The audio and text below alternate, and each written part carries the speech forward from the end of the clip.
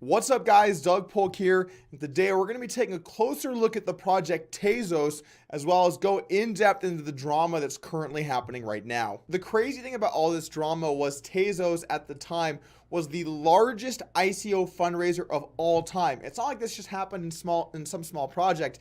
This happened with one of the biggest ones that there was out there. Let's kick things off by answering this simple question. What exactly is Tezos? Tezos is a project that began back in 2014, and after a round or two of securing some private funding, eventually did a public crowd sale to try and finance itself for the next few years. Tezos is a decentralized blockchain that governs itself by establishing a true digital commonwealth.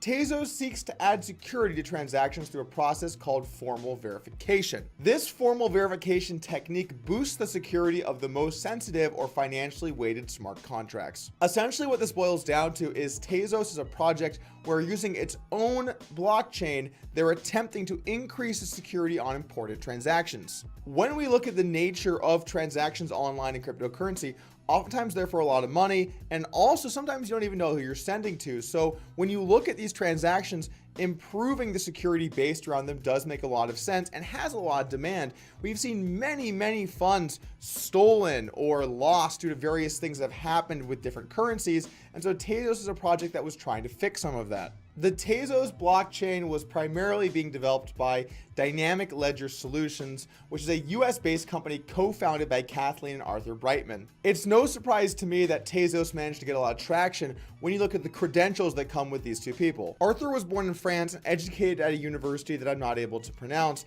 but he studied math, physics, and computer science. He then went on to a career in quantitative finance, including positions at Goldman Sachs and Morgan Stanley.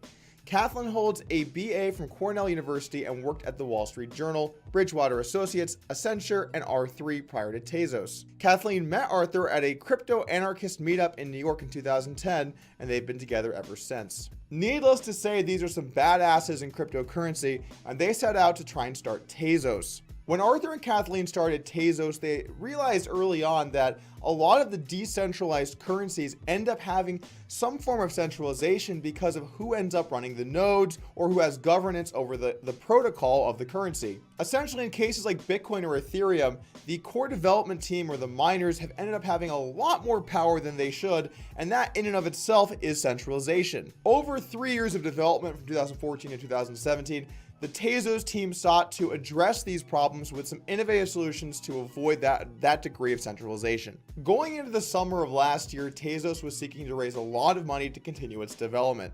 And this is where I think they made their first and really main critical mistake with the development of the Tezos Foundation. Tezos founders thought it would be beneficial for the Tezos network if a nonprofit foundation could guide its early steps and complement the decentralized nature of its governance model. The Tezos Foundation is an independent Swiss entity whose goal is to promote and foster the use of the Tezos blockchain, its technology, and its ongoing development.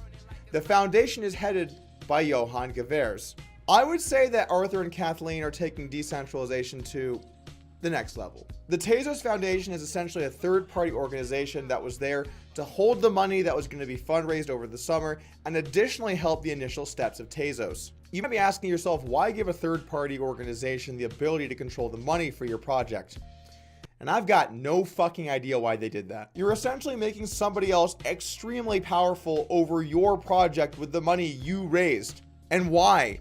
This makes no sense to me. One reason that they maybe did it was to show oversight of the project so that the public knew that good things were going on, or maybe they just didn't want to show that they might be doing scammy things with their ICO like many other projects. But the point remains, they basically created a third party and gave them all the money. Over the summer, almost $230 million in funds were raised at that time, worth a now estimated roughly $1 billion given the rise in both Ethereum price and Bitcoin. So they gave this money to the foundation and everything worked out great. All right, guys, good video. Everybody's happy. I'll see you later.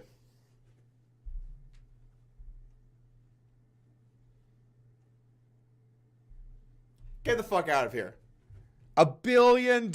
You gave somebody else $1 billion fucking dollars. $1 billion with a B. Another thing that I find just baffling here is you're against centralization. Why put all of your money in the hands of one person? Why not have several different people acting as different foundations or different aspects of the foundation or whatever? Why would you have a central point of failure on your massive decentralized project? I mean, this is just goddamn unbelievable. If this isn't irony, I don't know what is. The largest project ever attempting to decentralize important financial transactions to increase security doesn't have access to their funding because they centralized access to their financial transactions. That happened. That's what we're talking about today. Johan Gavers is the head of the foundation and has been taking a lot of scrutiny for the way he's handled the situation over the past 6 months. After the fundraising in July 2017, Tezos used a PR firm, Strange Brew, who made false claims to journalists that big US firms were already working with them. An article from them states the foundation gave the appearance that the Brightmans wanted to cash out without getting their hands dirty in Switzerland. It was at this time that the Brightmans sought to out Gavers and assert more authority over the foundation.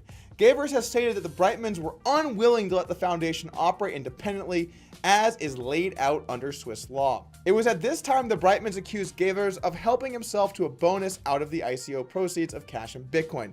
They levied this accusation on a blog post on Medium. Now we start to see a little bit of a power struggle happening within Tezos. The original founders and developers upset that Gavers is operating in a way they don't approve of, which they gave him the power to do, but he probably is misusing.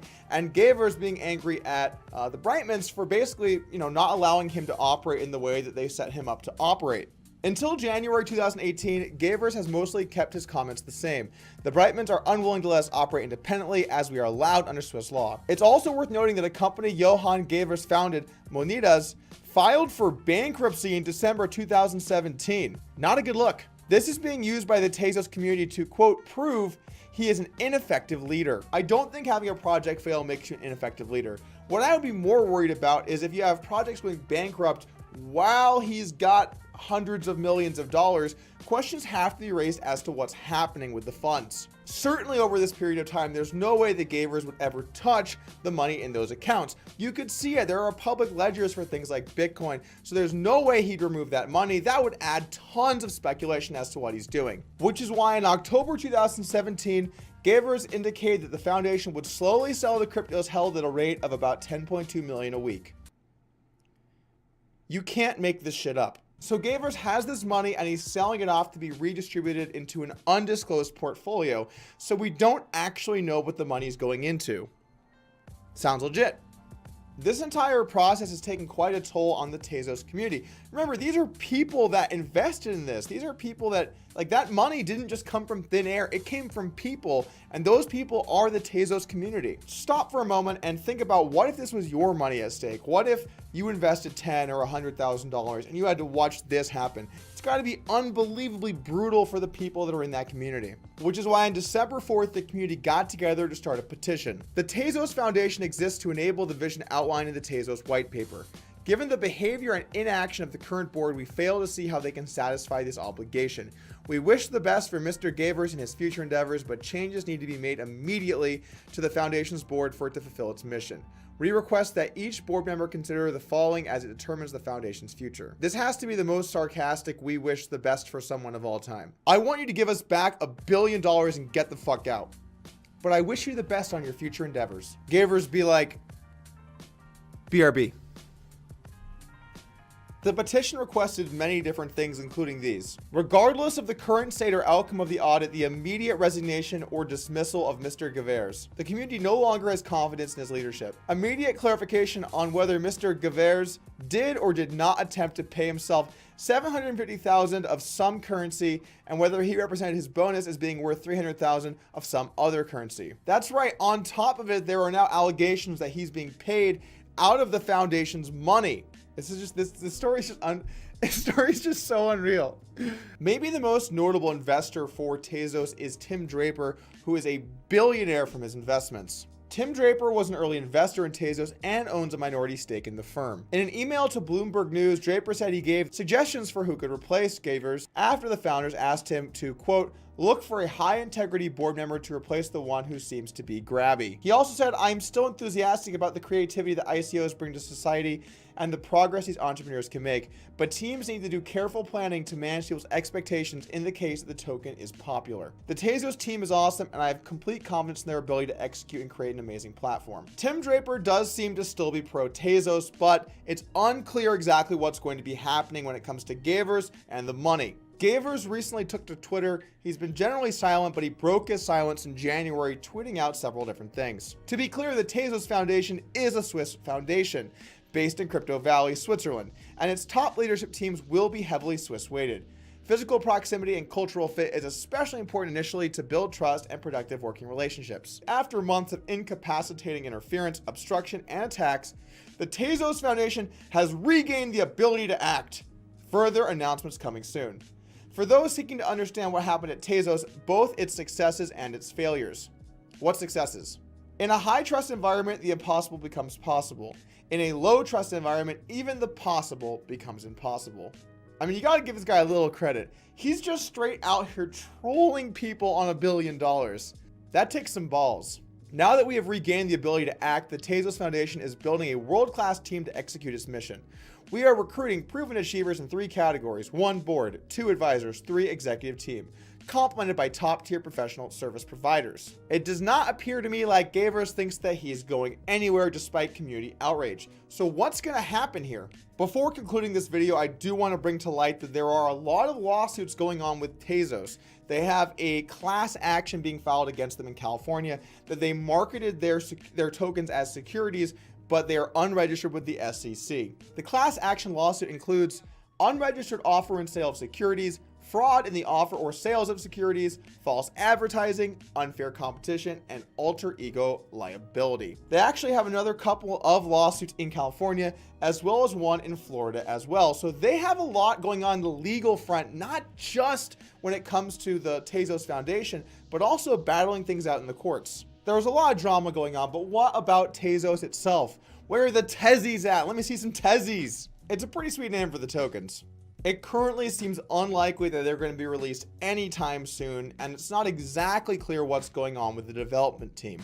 Now, Arthur did make a statement on YouTube recently talking about some of the development aspects, so but like I said last notably week, did not I'm talk not going to about go through the what's list of going all the on with the comments that Tezos we have, Foundation, which is especially in these days where question most of what the them future are holds. small. We don't know at this point what Gavers exactly plans on doing, but there's no doubt in my mind that the community is upset with the way that he's handling himself given his position. I think it's time to get some fresh blood in there in that spot for the Tezos Foundation, and frankly, I don't really see why they had the foundation at all to begin with. The number one most important thing for Tezos is to let people know what happened. So get out there with the hashtag #SaveTezos and get people involved in what's happened here, because the more people that do know about this, the more pressure will be put on Gavers to make the right decision. I hope you guys enjoyed this video. Make sure to hit the subscribe button, and I'll see you again soon.